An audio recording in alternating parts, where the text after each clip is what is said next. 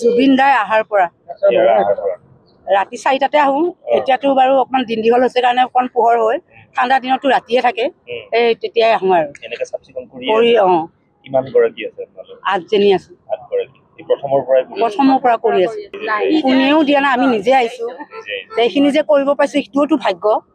আমি ভাবি লৈছো তেওঁৰ পদৰ ধূলি, ৰাইজৰ পদৰ ধূলি সাৰিব পাৰিলে বা চাফা কৰিব পাৰিলে ভাল হ'ব, নিজেও সুস্থ হৈ থাকিম বুলি ভাবিছো।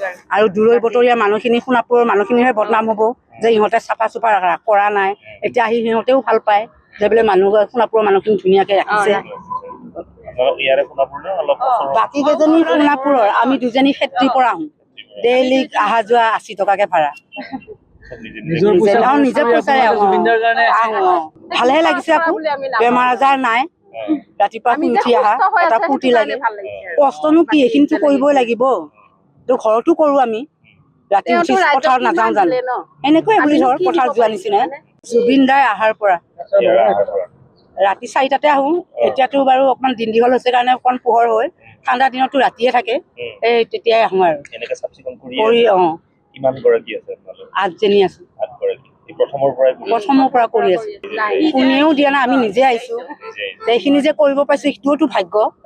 আমি ভাবি লৈছো তেওঁৰ পদৰ ধূলি, ৰাইজৰ পদৰ ধূলি সাৰিব পাৰিলে বা চাফা কৰিব পাৰিলে ভাল হ'ব, নিজেও সুস্থ হৈ থাকিম বুলি ভাবিছো। আৰু দূৰৈ বতৰীয়া মানুহখিনি, সোণাপুৰৰ মানুহখিনিহে বদনাম হ'ব যে ইহঁতে চাফা চুফা কৰা নাই। এতিয়া আহি সিহঁতেও ভাল পায় যে বোলে সোণাপুৰৰ মানুহখিনি ধুনীয়াকে ৰাখিছে। বাকী কেইজনী সোণাপুৰৰ, আমি 2জনী ক্ষেত্ৰীৰ পৰা আহোঁ।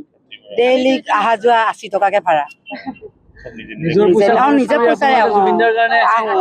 ভালেহে লাগিছে, আকৌ বেমাৰ আজাৰ নাই। ৰাতিপুৱা শুই উঠি অহা এটা ফূৰ্তি লাগে। কষ্টনো কি, এইখিনিতো কৰিবই লাগিব। তো ঘৰতো কৰো আমি।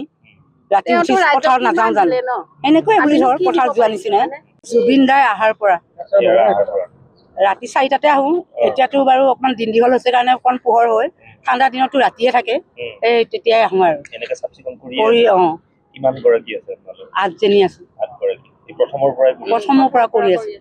কোনেও দিয়া নাই, আমি নিজে আহিছো। এইখিনি যে কৰিব পাইছো সেইটোওতো ভাগ্য। আমি ভাবি লৈছো তেওঁৰ পদৰ ধূলি, ৰাইজৰ পদৰ ধূলি সাৰিব পাৰিলে বা চাফা কৰিব পাৰিলে ভাল হ'ব, নিজেও সুস্থ হৈ থাকিম বুলি ভাবিছো। আৰু দূৰৈ বতৰীয়া মানুহখিনি, সোণাপুৰৰ মানুহখিনিহে বদনাম হ'ব যে ইহঁতে চাফা চুফা কৰা নাই। এতিয়া আহি সিহঁতেও ভাল পায় যে বোলে সোণাপুৰৰ মানুহখিনি ধুনীয়াকে ৰাখিছে। বাকী কেইজনী সোণাপুৰৰ, আমি 2জনী ক্ষেত্ৰীৰ পৰা আহোঁ। ডেইলি অহা যোৱা 80 টকাকে ভাড়া। নিজে পইচাৰে আহোঁ। ভালেহে লাগিছে, আকৌ বেমাৰ আজাৰ নাই। ৰাতিপুৱা শুই উঠি অহা এটা ফূৰ্তি লাগে। কষ্টনো কি, এইখিনিতো কৰিবই লাগিব। তো ঘৰতো কৰো আমি।